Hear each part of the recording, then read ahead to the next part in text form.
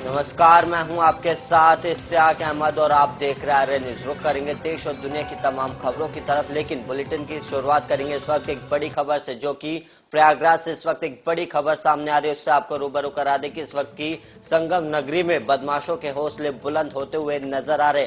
इस वक्त एक बड़ी खबर सामने आ रही है जो कि प्रयागराज से सामने आ रही है, जहां पर बदमाशों के हौसले बुलंद होते हुए नजर आ रहे। एक ही परिवार के 5 लोगों की निर्मम हत्या का मामला सामने आया, जहां पर मौके पर कई थाने की पुलिस भी पहुंची। और वहीं आपको बता दें कि जांच पड़ताल में फोर्स भी जुटी हुई है और अपराधियों का अभी तक कोई पता नहीं चल पाया। वहीं आपको बता दें कि परिजनों का रो रो कर बुरा हाल है। इस वक्त की प्रयागराज से बड़ी खबर सामने आ रही है, जहां पर एक ही परिवार के 5 लोगों की हत्या कर दी गई। वहां पर मौके पर भारी पुलिस फोर्स और पुलिस बल मौजूद है। वहीं आपको बता दें कि अभी तक हत्यारों का पता नहीं लग पाया और गांव में इन हत्याओं से सनसनी फैली हुई है। और वहीं आपको बता दें कि सोते समय ये धारदार हथियार से हत्या हुई है।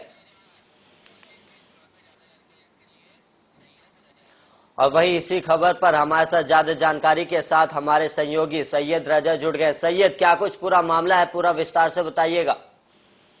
देखिए, ये घटना बीती रात की है और 5 लोग की इसमें हत्या की गई है। हालांकि शुरुआती दौर में 4 लोग की बताई जा रही थी और एक महिला जो है वो गंभीर रूप से घायल बताया जा रहा था, लेकिन उसकी भी अभी सूचना मिल रही है कि उस महिला की भी मौत हो गई है। और अगर हम घटना की बात करें तो एक परिवार है जो प्रयागराज के गंगापार इलाके का सरवई क्षेत्र है, उसी का शिवराजपुर गाँव है, वहीं पर वो रहता था। राजकुमार यादव जो मुखिया है वो परिवार के, वो अपने परिवार के साथ रहते थे। और बीती रात जो है 5 लोग की जिसमें हत्या की गई है उसमें राजकुमार यादव की पत्नी, उनकी बेटी, उनकी बहू और एक 2 साल की जो मासूम है साक्षी, उसकी भी हत्या कर दी गई है। हालांकि ईंट पत्थर से उनकी हत्या की गई है और कुछ लोग की धारदार हथियार से भी हत्या की गई है। जैसे ये सूचना लोगों को पता चलती है वैसे ही पुलिस को सूचना दी जाती है। भारी संख्या में पुलिस बल को पूरे गांव में तैनात किया गया है। सबसे पूछताछ की जा रही है। आखिर क्या वजह है इसकी ये सामने नहीं आई है। हालांकि जो मृतक हैं उनके जो भाई हैं उन्होंने ये सूचना दी कि घर में ऐसा मामला घटना हो गई है। और जब ये घटना हुई तो घर में यही 5 जो लोग हैं ये बताए जा रहे हैं कि ये लोग सो रहे थे। और ये भी बताया जा रहा है कि जो महिलाओं की जिनकी हत्या हुई है उनके जो कपड़े हैं वो अस्त व्यस्त है। तो यह आशंका जताई जा रही है कि क्या पता सैयद रजा, क्या इसमें सुसाइड का एंगल भी निकल कर सामने आ रहा है? नहीं, अभी सुसाइड का नहीं निकल कर आ रहा है, क्योंकि आग भी घर में लगाई गई है उन हत्यारों के द्वारा। हालांकि इससे पहले जो घटना हुई थी उसमें ये सुसाइड का मामला सामने आया था कि जो परिवार है उसके मुखिया ने जो है फांसी लगाई पहले हत्या करके, लेकिन इसमें किसी ने फांसी अभी फिलहाल नहीं लगाई है। ईंट पत्थर पे मारा गया है। तो ये पूरा का पूरी जो घटना है ये एक मर्डर की घटना है। और कौन लोग शामिल थे, क्या पूरा प्रकरण है, अभी इसका खुलासा नहीं हुआ है। पुलिस जो है आला अधिकारी मौके पर है, एसएसपी फिलहाल मौके पर है, डॉग स्क्वाड की टीम जो है वो मौके पर है, क्योंकि ये प्रयागराज से काफी दूर इलाका पड़ता है शहर की। अगर हम बात करें गंगापार का इलाका है और गंगापार के इलाकों में ऐसी घटनाएं जो है वो ज्यादा हो रही है। इन दिनों अपराधी जो है वो बेखौफ हो चुके हैं। फिलहाल पुलिस का दावा है कि जल्द से जल्द इस पूरे प्रकरण का खुलासा कर लिया जाएगा। सैयद रजा, जो परिजनों से बातचीत हुई है, क्या उसमें आपसे रंजिश निकल कर भी सामने आई है किसी से? क्योंकि गांव में जमीन का मामला बहुत ज्यादा होता है और इनका जो परिवार है वो भी बड़ा बताया जा रहा है कि कुछ भाई के घर अगल पड़ोस में भी है और कुछ जमीन का भी है। हालांकि ये कहना अभी जल्दबाजी होगा, क्योंकि पुलिस भी कई एंगल्स को देख करके कर रही है जांच। क्योंकि जो महिलाओं के जो कपड़े जो अज्ञात मिले हैं उससे ये भी आशंका जताया जा रहा है कि दुष्कर्म भी हुआ हो सकता है। तो ऐसे में किसी में पुरानी रंजिश का भी मामला आ सकता है या कोई और अलग एंगल निकल के आ सकता है। ये तो वक्त बताएगा कि आखिर मसला क्या था। लेकिन इन हत्याओं से एक बार फिर से प्रयागराज जहल चुका है, लोगों में खौफ है।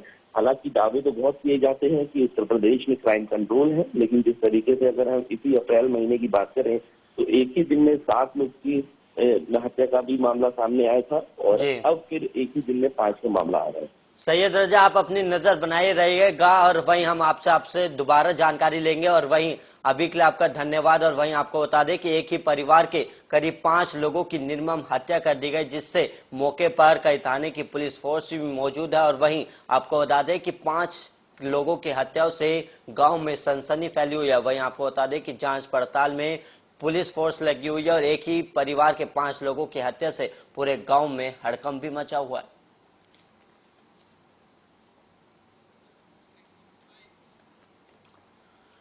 और वहीं ब्रिटेन के प्रधानमंत्री बोरिस जॉनसन ने शुक्रवार को कहा कि उनकी सरकार ने भारत के आर्थिक भगोड़े के प्रत्यार्पण का आदेश भी दिया है, लेकिन कुछ कानूनी पचड़ों ने इस काम को काफी मुश्किल कर दिया। और वहीं नीरव मोदी और विजय माल्या को लेकर पूछे गए एक सवाल पर बोरिस जॉनसन ने कहा कि ब्रिटिश सरकार चाहती है कि उन्हें मुकदमे के लिए भारत को सौंप दिया जाए, क्योंकि वो ऐसे लोगों का स्वागत नहीं करना चाहती जो ब्रिटेन के कानूनी सिस्टम का इस्तेमाल खुद को यहाँ भारत में बचाने के लिए करते हैं। और वहीं जॉनसन ने आगे कहा कि जिन 2 भगोड़ों की आपने बात की, उनके प्रत्यार्पण के मामले में कुछ कानूनी पचड़े हैं, जिनकी वजह से काम बेहद मुश्किल हो गया, लेकिन ब्रिटिश सरकार ने उनके प्रत्यार्पण का आदेश भी दिया। और उन्होंने आगे कहा कि हम चाहते हैं कि इन लोगों को मुकदमे के लिए भारत को सौंप दिया जाए और हम ऐसे लोगों का स्वागत करते हैं जो अपने साथ भारत से काबिलियत और बौद्धिकता लेकर आते हैं। और हम ऐसे लोग नहीं चाहते जो ब्रिटेन के कानून का इस्तेमाल खुद को भारत में बचाने के लिए करते हैं। इससे पहले बोरिस जॉनसन ने भारत दौरे को लेकर विदेश सचिव हर्ष श्रृंगला के साथ कहा कि आर्थिक भगोड़ों का मामला ब्रिटिश पीएम के सामने उठाया गया और उनकी सरकार ने कहा कि इन भगोड़ों का प्रत्यार्पण उनके लिए एक बड़ी प्राथमिकता है, क्योंकि उन्हें भारत लाकर उन पर मुकदमा चलाया जाना चाहिए।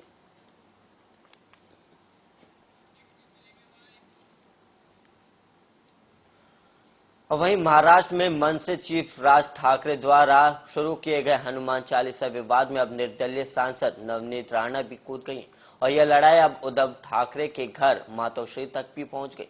दरअसल अमरावती से सांसद नवनीत राणा ने मातोश्री के बाहर हनुमान चालीसा का पाठ करने का ऐलान किया और उनके इस ऐलान के बाद महाराष्ट्र में सियासी पारा एक बार फिर से चढ़ गया। और वहीं आपको बता दें कि इस ऐलान के बाद सांसद नवनीत राणा को मुंबई पुलिस ने एक नोटिस भी भेजा और इस नोटिस में सीएम उद्धव ठाकरे के घर के बाहर हनुमान चालीसा के पाठ से मनाही की गई है। और इसके अलावा आपको बता दें कि नवनीत राणा ने सुबह 9 बजे मातोश्री के बाहर हनुमान चालीसा पाठ शुरू करने का ऐलान किया था। और वहीं इस विवाद के बाद खतरे को देखते हुए केंद्र सरकार ने नवनीत राणा को वाई कैटेगरी की सुरक्षा प्रदान की और इस ऐलान के बाद सांसद नवनीत राणा को मुंबई पुलिस ने एक नोटिस भी भेजा और इस नोटिस में सीएम उद्धव ठाकरे के घर के बाहर हनुमान चालीसा के पाठ से मनाही की गई है।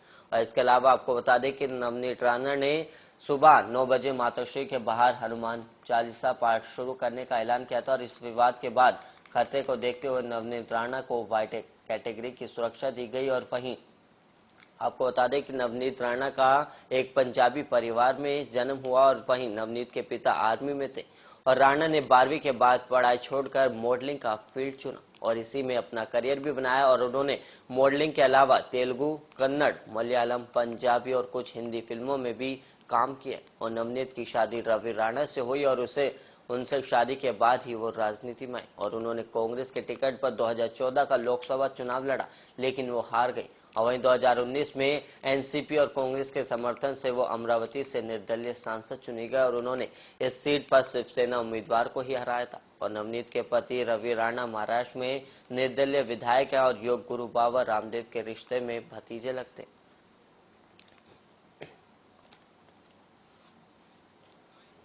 और वहीं खरगोन में रामनवमी पर शोभा यात्रा के दौरान हुई हिंसा में एसपी को गोली मारने वाले मुख्य आरोपी को पुलिस ने गिरफ्तार कर लिया। और वहीं डीआईजी तिलक सिंह ने बताया कि एसपी पर गोली चलाने वाले आरोपी का नाम वसीम उर्फ मोहसिन है और वही मोहसिन संजय नगर वाली गली का रहने वाला बताया और उनको बताया कि रिमांड पर लेने की कोशिश में ताकि इससे पूछताछ की जा सके। इसके अलावा आपको बता दें कि हिंसा के दौरान आरोपी ने खरगोन एसपी सिद्धार्थ चौधरी पर गोली चलाई थी जो उनके पैर में लगी थी। और खरगोन में रामनवमी पर शोभा यात्रा के दौरान हुई हिंसा में एसपी को गोली मारने वाले मुख्य आरोपी को पुलिस ने अब गिरफ्तार कर लिया।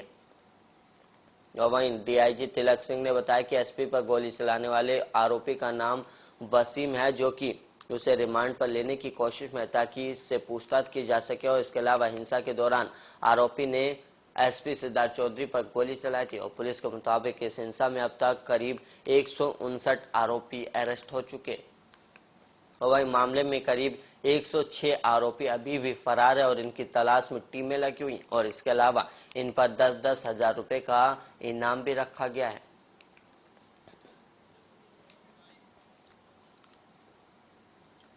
क्या बिहार की राजनीति में कुछ बड़ा खेल होने वाला है? और ऐसी अटकलें सीएम नीतीश कुमार की वजह से लग रही है, जिन्होंने शुक्रवार को राबड़ी देवी की इफ्तार पार्टी में पहुंचकर सबको चौंका दिया। वहीं लालू प्रसाद यादव के बड़े बेटे तेज प्रताप ने तो यहां तक कह दिया कि हम सरकार बनाने वाले। और वहीं पटना में राबड़ी देवी के आवास की ओर जैसे जैसे मुख्यमंत्री नीतीश कुमार के कदम बढ़े, बिहार के राजनीतिक गलियारों में अटकलों का दौर भी अब तेज होता गया है। और इन सबके मन में एक ही सवाल उठ रहा है कि क्या बिहार में किसी बड़े राजनीतिक उलटफेर की आहट है।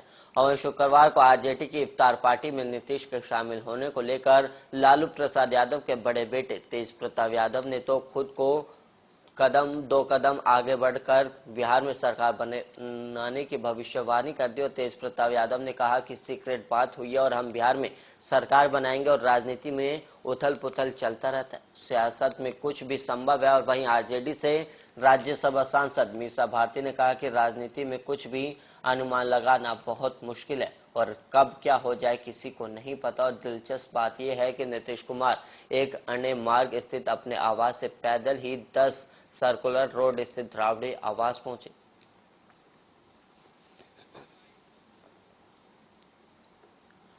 वहीं उत्तर प्रदेश के संभल में सपा सांसद शफीकुर रहमान के विवादित बयान पर अयोध्या संत समिति के महामंत्री और संत समाज से जुड़े हुए लोगों ने अपनी आपत्ति जताई है। और संतों ने कहा कि अगर चुनौती है तो फिर स्वीकार है, लेकिन देश में कहीं पर भी जहां पर पौराणिक स्थल ये देवालय हो, उस पर किसी भी तरीके का ढांचा है तो उस ढांचे को विध्वंस करके एक बार अयोध्या ने दिखा दिया। और अगर फिर से चुनौती है तो स्वीकार है। और वहीं संतों ने नारा दिया और कहा कि 3 नहीं तो 30,000 नहीं बचेगी कोई मजार। और साथ ही संत समाज ने कहा कि समाज में वैमनस्यता फैलाने के लिए मुस्लिम समाज के लोगों ही हाथों में कलावा और नाम बदलकर ऐसी कुचर्क रचते हैं कि जिससे आग लगे। और वहीं संत समाज ने चेतावनी देते हुए कहा कि जिस दिन सनातन धर्म के लोग एकत्रित हुए उस दिन शस्त्र उठाने की आवश्यकता नहीं पड़ेगी और हम ताली बजाकर इन लोगों को भगा देंगे। दरअसल संभल के सपा सांसद शफीकुर रहमान ने एक विवादित बयान दिया था, जिसमें उन्होंने साफ कहा कि जामा मस्जिद में अगर जल चढ़ाने की कोशिश हुई तो हजारों मुसलमानों का खून चढ़ेगा और मुसलमान ये बर्दाश्त नहीं करेगा और हालत बेकाबू हो जाएंगे। और वहीं हनुमानगढ़ी के पुजारी महंत राजू दास ने कहा कि सपा के सांसद शफीकुर रहमान का जो विवादित बयान है वो दुर्भाग्यपूर्ण है और वहीं ये देश संविधान से चलता है। आप मुसलमानों को आतंकवादी बनाना चाहते हैं, क्या ये भाषा आपकी दुर्भाग्यपूर्ण और निंदनीय है।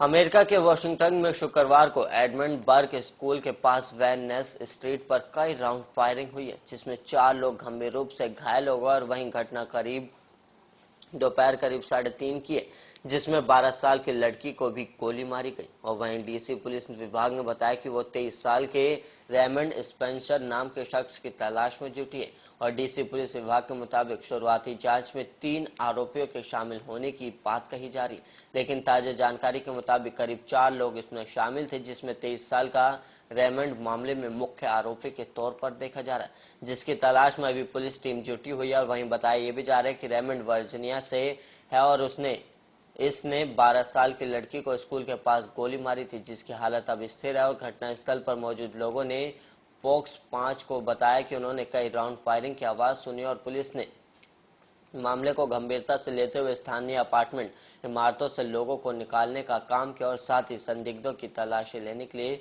घटनास्थल पर कब्जा भी किया। हालांकि अब तक किसी की गिरफ्तारी की खबर नहीं आई। और वहीं दोपहर की एक प्रेस कॉन्फ्रेंस में एमपीडी ने पुष्टि करते हुए कहा कि वयस्क पीड़ित और गंभीर लेकिन स्थिति में सुधार है और 12 साल की लड़की की हालत पहले से बेहतर है।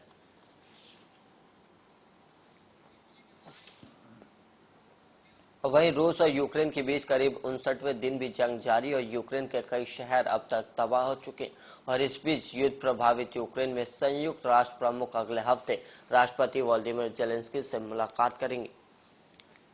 और वहीं आपको बता दें कि संयुक्त राष्ट्र ने एक बयान में कहा कि यूएन प्रमुख एंटोनियो गुटेरेस अगले हफ्ते गुरुवार को जेलेंस्की और यूक्रेन के विदेश मंत्री से मुलाकात करेंगे।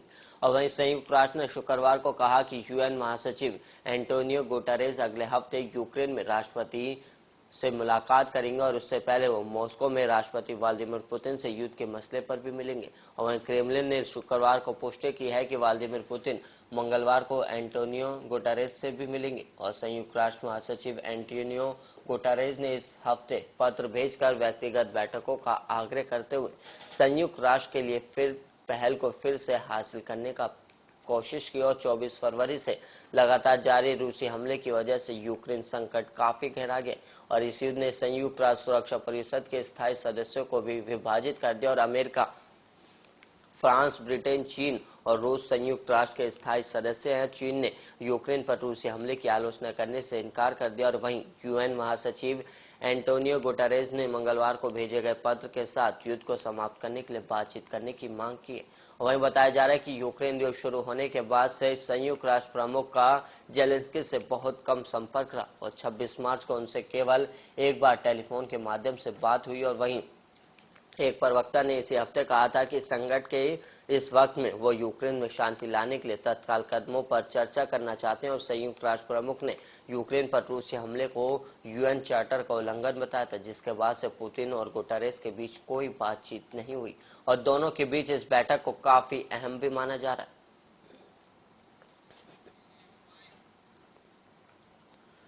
और वहीं चीन में इंटरनेट सेंसर ने देश के राष्ट्रगान पर ही शिकंजा कस दिया है और जिसका इस्तेमाल शंघाई जैसे शहरों में कड़े लॉकडाउन के विरोध में निवासियों द्वारा किया जा रहा था। और वहीं चीनी लोग रचनात्मक तरीकों और हैशटैग का उपयोग ये बताने के लिए कर रहे हैं कि बंद शहरों के निवासी किस स्थिति में रह रहे और चीन ने 1978 से अपने राष्ट्रगान के रूप में मार्च ऑफ द वॉलंटियर्स का इस्तेमाल किया और इसके प्रसिद्ध शब्द उठो, ये जो गुलाम होने से इनकार करते हैं उन्हें वीकेंड में संक्षिप्त रूप से चलन में थे और क्योंकि शंघाई और अन्य शहरों के निवासियों ने सार्वजनिक स्वास्थ्य उपाय के खराब कार्यान्वयन की आलोचना करने के लिए राष्ट्रगान का इस्तेमाल किया था। वहीं न्यूज़वीक की एक रिपोर्ट में ये जानकारी दी गई, लेकिन जिस लाइन को हैशटैग के तौर पर इस्तेमाल किया जा रहा था उस पर तुरंत बैन लगा दिया गया और चीन अपनी जीरो कोविड पॉलिसी लगातार जारी रख रहा है और शंघाई में सख्त लॉकडाउन लागू किया गया और इसके विरोध में आवाजें भी उठने वालों को चेतावनी दी जा रही है और अपार्टमेंट में रहने वालों को चेतावनी जारी करने के लिए ड्रोन का इस्तेमाल किया गया।